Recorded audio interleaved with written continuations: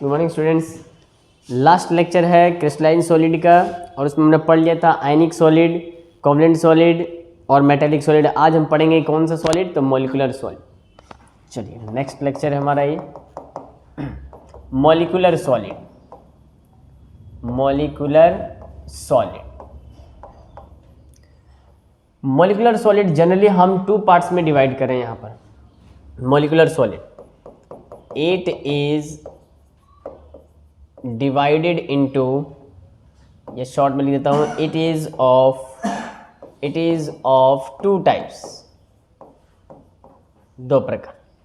एक होता है पोलर कोवेलेंट मॉलिक्यूल, ठीक है, और सेकंड होता है नॉन पोलर कोवेलेंट मॉलिक्यूल, ठीक है।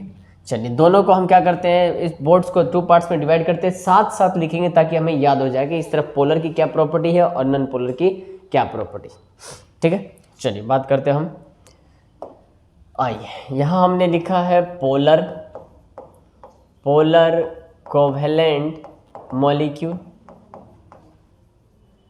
और यहाँ हम बात कर रहे हैं किसकी, तो नॉन पोलर कोवेलेंट मॉलिक्यूल की। आइए पोलर, सबसे पहला क्वेश्चन तो दोनों में उठता है कि सर इसका कंस्टिट्यूएंट पार्टिकल्स क्या होगा और इसका कंस्टिट्यूएंट पार्टिकल्स क्या होगा। तो पोलर कोवेलेंट मॉलिक्यूल, तो हम इसमें कह सकते हैं क्या कि द कंस्टिट्यूएंट पार्टिकल्स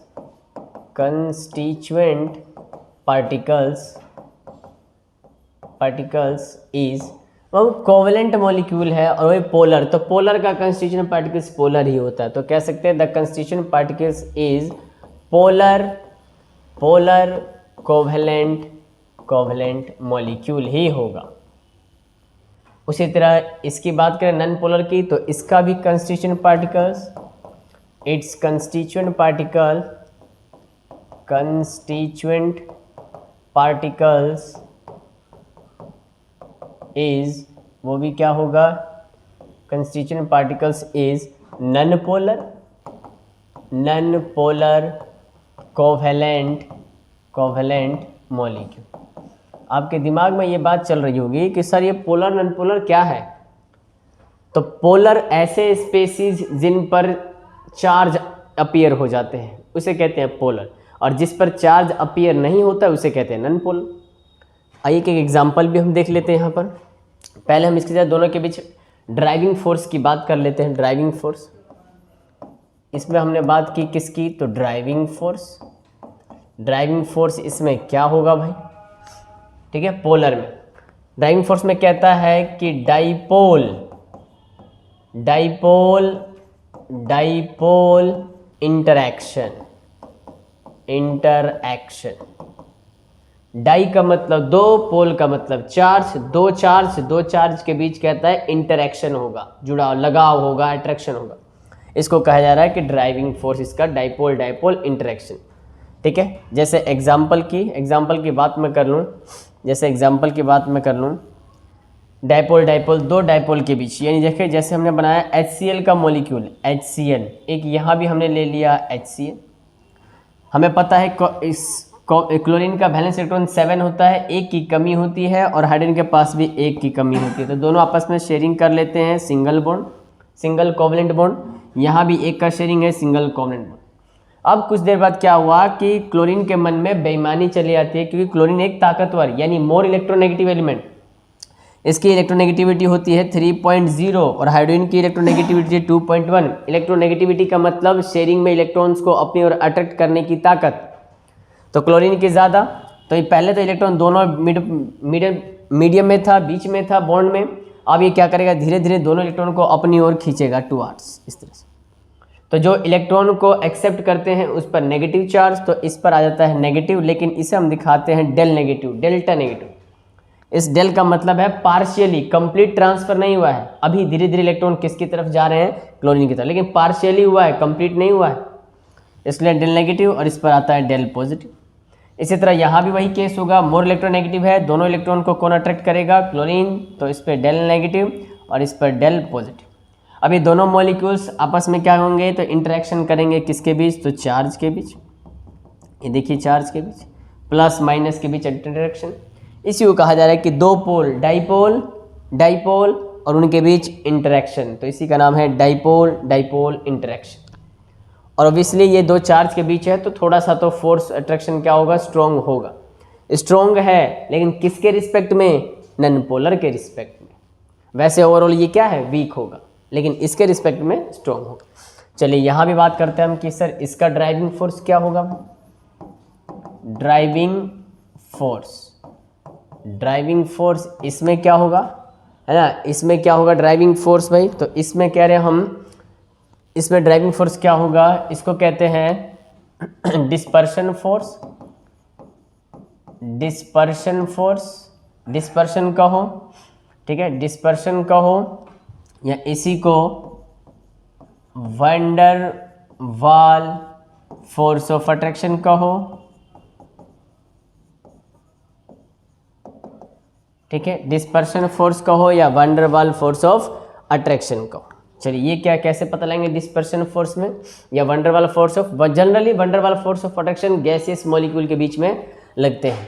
और नन पोलर है, नन पोलर का मतलब इस पर चार्ज नहीं आएगा। आइए कैसे पता करते हैं, एग्जाम्पल जैसे हम O2 बना रहे हैं भाई, O2 कैसे बनेगा, एक ऑक्सीजन दूसरा ऑक्सीजन, इनका वैलेंस इलेक्ट्रॉन कितने होते हैं, तो 6। ऑक्टेट कंप्लीट करने के लिए 2 का शेयरिंग करते हैं, 2। अब मुझे बताइए कौन किसके इलेक्ट्रॉन को अपनी ओर अट्रैक्ट करेगा।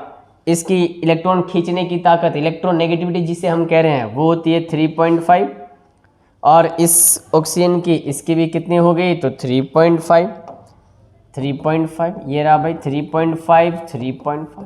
किसी का कोई इलेक्ट्रॉन नहीं लेगा, आपस में शेयरिंग सिर्फ करेंगे, इसलिए दोनों इलेक्ट्रॉन बीच में रहेंगे, किसी की तरफ अट्रैक्ट नहीं होंगे, इसलिए इस पर कोई चार्ज नहीं आएगा। और नहीं आता है तो इसे हम कहते हैं कौन सा, तो नन पोलर। चार्ज नहीं है इसलिए नन पोलर है।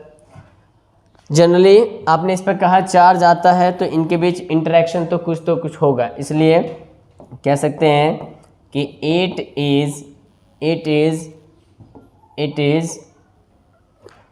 it is hard with respect to किसके रिस्पेक्ट में, तो नन पोलर के रिस्पेक्ट में, नन पोलर मॉलिक्यूल के बीच में, ठीक है। यानी ये थोड़ा सा हार्ड होगा लेकिन किसके रिस्पेक्ट में, इसके रिस्पेक्ट में। हार्ड है, थोड़ा सा फोर्स ऑफ अट्रैक्शन है, स्ट्रॉन्ग है, लेकिन इसके रिस्पेक्ट में स्ट्रॉन्ग है, इसलिए इसका मेल्टिंग बॉइलिंग पॉइंट ज़्यादा होगा। तो कह सकते हैं कि it's MP and BP is high, वो ज़्यादा होगा, लेकिन किसके रिस्पेक्ट में, with respect to non polar के रिस्पेक्ट में। बाकी इसके सभी कुछ लो हो जाएंगे। यहाँ कह सकते हैं कि इट इज़ सॉफ्ट। ये क्या होते हैं, सॉफ्ट कोवलेंट मॉलिक्यूल होते हैं, सॉफ्ट होंगे, ठीक है। और इनका मेल्टिंग बॉइलिंग पॉइंट भी क्या होगा, लो होगा। तो it's MP and BP is very low, ये बहुत लो होते हैं। और लो होने के कारण जनरली ये रूम टेम्परेचर पे गैसियस और लिक्विड के रूप में एग्जिस्ट करते हैं, ठीक है। चलिए ये हमने देखा। अब इनकी बात करते हैं सोल्युबिलिटी की, क्या ये सोल्यूबल हो सकता है पानी में या ये सोल्यूबल हो सकता है। चलिए देखते हैं। तो नेक्स्ट पॉइंट, पोलर में इट इज़, आप सोचिए पोलर में चार्ज आ चुका है, चार्ज आएगा तो केमिस्ट्री का रूल है लाइक डिजोल्व लाइक, पोलर में डिजोल्व होने की टेंडेंसी रखता है, तो पोलर क्या है, डिजोल्व हो सकता है। इट इज़ सोल्यूबल इन किस में, तो वाटर में। ये वाटर में सोल्यूबल हो सकते हैं, लेकिन क्या नन पोलर होंगे। जनरली जो नन पोलर है जनरली वो वाटर में सोल्यूबल नहीं होते, लेकिन कुछ ऐसे मॉलिक्यूल्स हैं जिनके पास लोन पेयर इलेक्ट्रॉन होता है, वो जनरली वाटर में लोन पेयर डोनेट करके उसके साथ बॉन्ड का फॉर्मेशन कर लेते हैं, तो वाटर में सोल्यूबल होते हैं। तो हम यहाँ लिखेंगे कि जनरली आ गया, इसका मतलब कुछ ऐसे हैं जो वाटर में सोल्यूबल होंगे। तो generally it is insoluble, insoluble इन किस में, तो वाटर में, वाटर में इनसॉल्यूबल होते हैं। आइए ये कहता है क्या ये इलेक्ट्रिसिटी को कंडक्ट करेगा, तो कहता है कि it is bad conductor, sorry polar है ना, पोलर, ये पोलर है तो ये इलेक्ट्रिसिटी को कंडक्ट करेगा। It is it is it is it is it is good conductor, good conductor of electricity, electricity. बता सकते हैं क्यों, ये तो इलेक्ट्रॉन, ये तो यहाँ इलेक्ट्रॉन की बात ही नहीं हो रही। आपने पढ़ा कि आयंस पर चार्ज, मतलब ये आयंस में टूटने की डिसोसिएशन रखता है भाई, प्लस माइनस चार्ज आ जाते हैं, तो चार्ज आएगा तो इलेक्ट्रिसिटी मूव करने का रीजन बन जाता है। It is good conductor of electricity in किस में, इन सॉल्यूशन का हो या मोल्टन स्टेट का हो। It is bad conductor, bad conductor of electricity, ये इलेक्ट्रिसिटी का बैड कंडक्टर होता है। नेक्स्ट इनके एग्जाम्पल की बात करते हैं भाई। एग्जाम्पल, नन पोलर जिस पर चार्ज नहीं आएगा तो सिंपल O2, Cl2, H2, ठीक है, H2, P4, S8, ठीक है, ये सारे क्या है, तो नन पोलर के एग्जाम जिन पर चार्ज नहीं आता है। आर्गन ले लीजिए, आर्गन इनर्ट गैस, ये भी क्या है, मोनो एटॉमिक मॉलिक्यूल के फॉर्म में पाए जाते हैं, तो आर्गन आ गया। इनर्ट गैस जो लेना चाहे आप वो ले सकते हैं, एटसेट्रा।